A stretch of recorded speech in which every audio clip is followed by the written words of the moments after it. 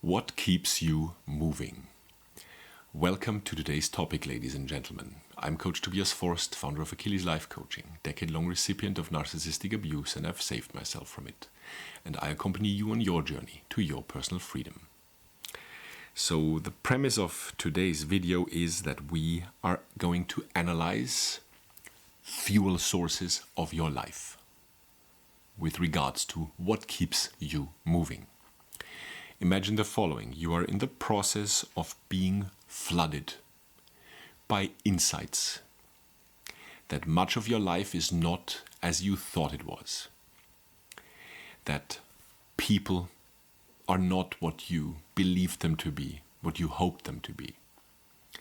And you realize that there is toxicity and narcissistic personality style within this social circle, with this, that, and the other individual therein. In your family, with this person, and maybe that relative, and even in your closest and your intimate relationship. And you feel overwhelmed. And with that feeling of being overwhelmed by all this reality check versus what you believed and partially what you chose to believe over the years, we take this as the basic setup for today's video. Now imagine the following picture to make moving through the rest of the video easier. Imagine an old train and you're at the very front at the locomotive, and you're basically in command of this locomotive and the train, or maybe if you're American, I think it's the engine. You catch my drift. I call it locomotive. So you're standing there, and the door of the oven, where the fuel sources need to go in, is open, and you see a few burning embers therein. And now you have to ask yourself, while with all this feeling of being overwhelmed and your train of life being at a standstill at this very moment, what goes into the oven so that you can keep moving, that you can get moving and thereafter keep moving? There are two sentences I would like to point out from a song by the German singer and songwriter Herbert Grönemeyer, from the song called Bleibt alles anders, Everything Remains Different. The first one is an observation. Standstill is death. And then there is the hope that the listener gets the impetus of the following message. Geh voran, move forward. And with this in mind, on your train of life, at the very head, in the locomotive with the oven door open, awaiting a fuel source, there are certain grades, stages of fuel. So let's take grade 1 fuel, nihilism. You're still at a standstill, and there is a sack of invisible nihilism. You only know that it's heavy, it's rough, it takes a lot of work with your shovel to get it into the oven, but you don't even see the progress because you see nothing.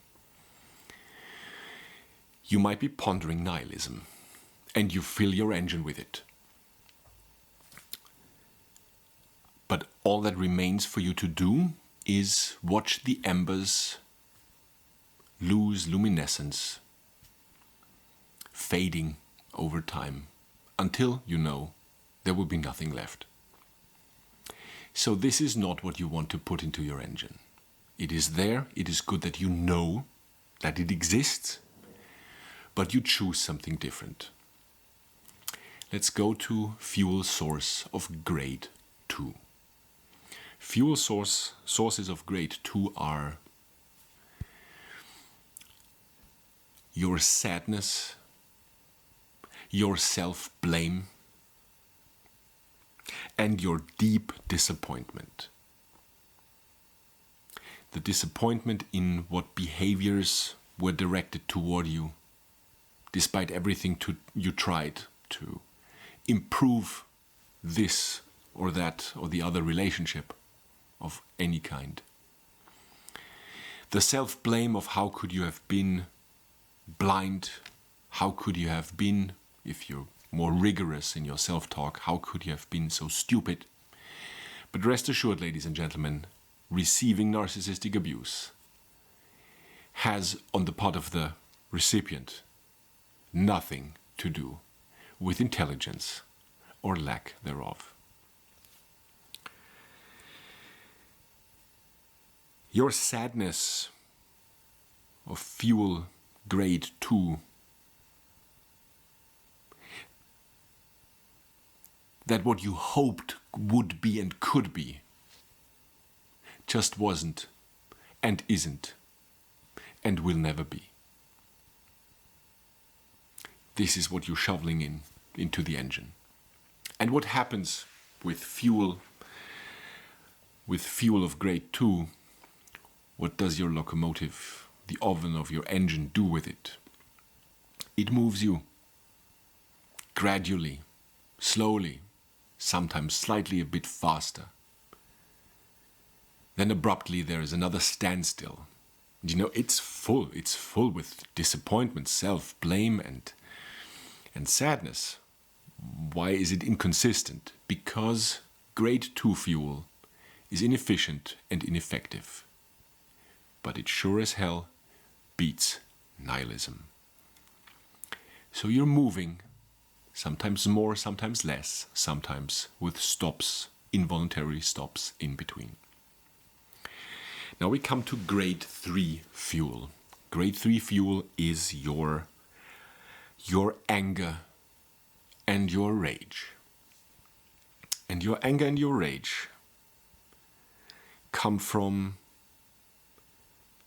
the way you were treated, shovel in a breeze of self-blame and disappointment while you're at it. The facade that was presented by your partner to the outside world, but the mask came off as quickly as the cape or the jacket when you went back home together. Your rage that other people just don't see them for who they are, who they really are. Because some people out there actually received authentic help by the narcissist or narcissists in your life. But you didn't. You were among those that were just a supply source by means of invalidating you. You're angry because of the disrespect you had to endure, the public devaluations, the side chick or the side guy that he or she had or has, if it's only one or was. And you're full of rage toward yourself for having become conditioned to self-gaslighting. Much of what you're going through, or much of how you're acting and not acting, doesn't even by now over the years involve a second person, because you're gaslighting yourself by now. And when it comes to the fuel source of grade 3, rage and anger, ladies and gentlemen, mind you, it is very delicate to handle, because it entirely depends on where you put it. If you're standing on top of your locomotive and spill it on the rails ahead of you, you are literally in the process of burning down your future. So it has to go into the oven so that your locomotive can move your train of life with you at the helm. So summing up the grades 2 and 3, as long as it burns it can go into the engine as long as it moves you in the direction forward, in contrast to the standstill. It can go in. Now, with that in mind, what fuel, any kind, any grade of fuel needs to do, what requirements it has to have, is that you reach a minimum speed so that the next small branch doesn't stop the entire train yet again. So rage and anger, for a time, certainly beat everything within grade 2. Now at this point, I would normally go into detail about a much more efficient and effective fuel source, which I would call fuel of grade 3.5. But this will be a video special in part 2 for today's video in 2 days' time on Wednesday. So stay tuned for that. There's a special occasion for that. Now, last but not least, when it comes to fuel sources for your train of life, there is a 4th grade, and this is beyond anything you've put into the engine so far. And I would like to go into detail and elaborate on 2 of those grade 4 fuel sources. If you in your lives have something of similar effectiveness and efficiency, put it down in the comments, please, and let's discuss that therein. The 2 fuel sources I want to focus on, as I designate them grade 4, the purest, the most efficient, most effective, they are self-love and your life's mission. Let's look at self-love, a concept that I guess for most of us seemed like a dream that was just always out of reach. Something surreal, something mythical, something unattainable, if that's the word. But over time, on your personal, individual speed, you can reach it. You can reach it, and you have to reach it in order for you to make proper use and find that second fuel source I'm going to mention. That is of grade 4, life's mission. You have to come to your own rescue, ladies and gentlemen. Because the cold, harsh truth is that most people in your life don't care at all about how bad things might be in your life. They might say one thing that consoles you, but at the end of the day, it is you that has to do the work, that has to put in the work to improve your own life. And with self-love, with that in mind, you've already shown yourself, with all the work, with all the fuel sources beforehand, you put in and you put your back into it and kept the engine going. You've actually achieved a few things in life by now, on your own. Successes that are and have been of your own doing, with no one to invalidate them when they happen.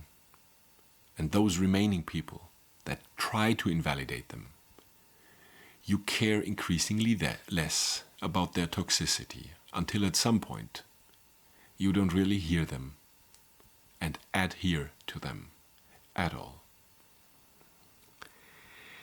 The second grade 4 fuel source, the life's mission, can come after you've reached the self-love, that point of enlightened self-interest,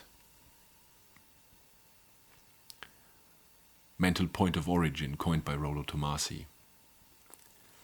Now you go into finding your life's mission with everything you've done for yourself and with the love that you feel for yourself now. What is it that you can do and contribute to your surroundings, whichever they may be?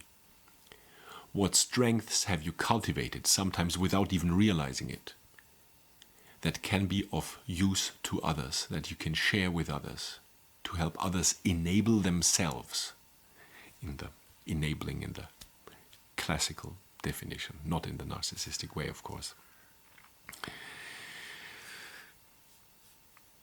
What fulfills you, and what can you do to contribute to the lives of others? At this point, you realize you do not require fuel sources of grade 1, grade 2, and grade 3. So you put them, whatever's left, all in their bags, in the sacks of fuel, of inefficient and ineffective fuel.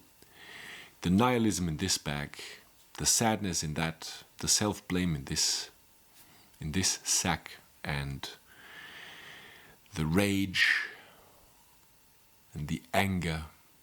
And you take them all and walk down to the very end of your train of life and put them in the last wagon, your wagon of radical acceptance. And you put in all those bags of inefficient fuel. And you take a step back across the connector between the last two wagons. And you remove that connecting stick between the two wagons, and you disconnect your last wagon of radical acceptance. And you watch as it slows down and becomes smaller and smaller, gaining more distance to you, until at the end it's just a blip on the horizon, until you don't see it at all. You do not even require your shovel anymore, because the two fuel sources, that cartridge, that plasma cartridge of self-love and the plasma cartridge of your life's mission, you just need to plug them into the engine, and it glows white blue, and it moves at a speed that you thought that simply shouldn't be possible. Branches, pebbles, rocks, they don't impede you anymore. And the occasional boer that is at a standstill, interestingly enough, at the side of your rail, if at all, they amuse you, but most of the time you won't even hear them, and no one will care about what their complaints are. Your route, ladies and gentlemen, is your decision. And when you arrive on your next train station, there will be a different kind of people that wants to get on board. And it is up to you to decide who the passengers will be. Be your own hero and be your own heroine. Thanks for watching. I'll see you next time.